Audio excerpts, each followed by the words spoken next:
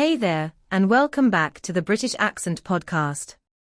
I'm Emily, and I'm here today with a gentle reminder for anyone out there feeling like their progress in English is just too small to matter. Maybe you've been learning for a while, but you're not fluent yet. Maybe you only studied for 5 minutes today. Or maybe you're simply not where you hoped you'd be by now. If that's you, this episode is for you. And I'm Nick.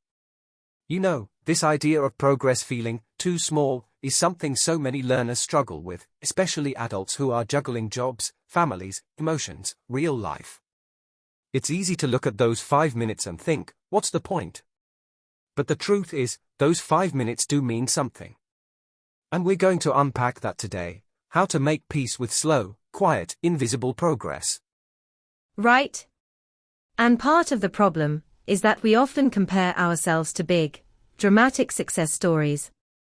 Like, this person learned English in 6 months, or that person watched Netflix without subtitles after 3 weeks.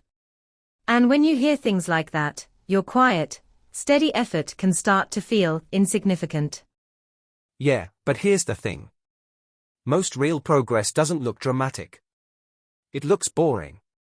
It looks like listening to the same podcast on your way to work every day, repeating the same phrase 10 times in your kitchen, reading the same sentence twice because your brain is tired.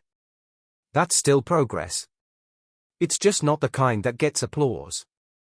It's also about recognizing what type of progress you're having. Like, maybe you didn't learn 10 new words today. But maybe you didn't give up today. Maybe you understood one more word in that YouTube video than you did last week. Maybe you spoke out loud even though you felt shy. Those aren't small. Those are victories. Exactly. And when we only measure progress by results, like passing a test or having a perfect conversation, we miss all the inner growth. We miss the resilience, the patience, the mindset shifts. And that's what actually builds long-term confidence with the language. I think one way to start making peace with small progress is to reframe how we define it. Like, instead of saying, I only studied for 5 minutes, say, I chose to study for 5 minutes, even though I was exhausted. That's not small.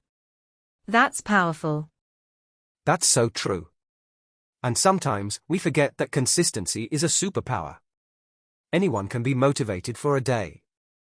But to keep showing up, little by little, even when no one's watching, that's real strength. That's how language sticks. That's how identity as a learner forms. And honestly, the quiet learners. The ones who just keep going, without needing praise or perfection. They're often the ones who make it the furthest in the long run. Because they're not chasing a finish line, they are building something that lasts. Yeah, and it's funny how the smallest habits often end up having the biggest impact. Like, let's say someone listens to 5 minutes of English every day while brushing their teeth. It seems too small to matter, right? But over a year, that's over 30 hours of listening. That's not nothing, that's real exposure. That shapes your ear. That builds familiarity with rhythm, tone, phrasing. Exactly. And it's not just about the minutes. It's about the message you send to yourself. When you make time, even just a tiny bit, you're saying, my growth matters. You're showing up for your future self. And that's so much more powerful than waiting for a perfect time, or a massive study session. It also helps to look at progress like a garden. You don't plant a seed and expect a tree tomorrow. You water it. You protect it. You give it sunlight. And one day, quietly, it starts to grow. Maybe people around you don't see the roots growing underneath, but you feel it. You're getting stronger, even if it's not obvious. I love that. And sometimes progress doesn't even look like learning something new. It might look like not giving up when you mess up. Or forgiving yourself when you skip a day. That emotional resilience is just as important as vocabulary or grammar. Totally. And we've said this before on other episodes, but I think it's worth repeating here, small progress is still progress. In fact, It's the kind that sticks. The kind that builds trust in yourself. You don't need massive breakthroughs every week, you just need to stay close to your goal. Yeah. Keep it close. Let it live beside you. It doesn't have to be loud or shiny to be real. Even if it's just whispering, "I'm still learning," that voice matters. That voice is the foundation of your fluency. That's it, really. And sometimes that whisper is all you need to keep going. Even if you don't finish a full lesson, even if your mind is somewhere else, just hearing yourself say one English phrase in the middle of a chaotic day, that's a win. That's you staying connected. And I think when learners start recognizing that kind of progress, everything shifts. You stop waiting for life to be calm enough to study. Instead, you start weaving English into your life, however it shows up. Like speaking to yourself while making tea. Watching 5 minutes of a video instead of scrolling. Even thinking in English while walking to the bus. Exactly. It's not about adding pressure, it's about letting English be part of your day without needing a big ceremony. No perfect desk. No fancy notebook.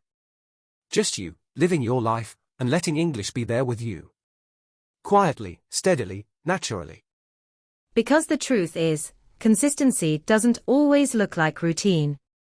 Sometimes, it just looks like showing up in the mess. Saying, "Okay, today wasn't ideal, but I still listened. I still tried." That's the kind of progress that builds strength, mental strength, emotional strength, and language strength. And you'll look back one day and realize that even those small moments added up to something huge. You didn't wait for perfect. You worked with real.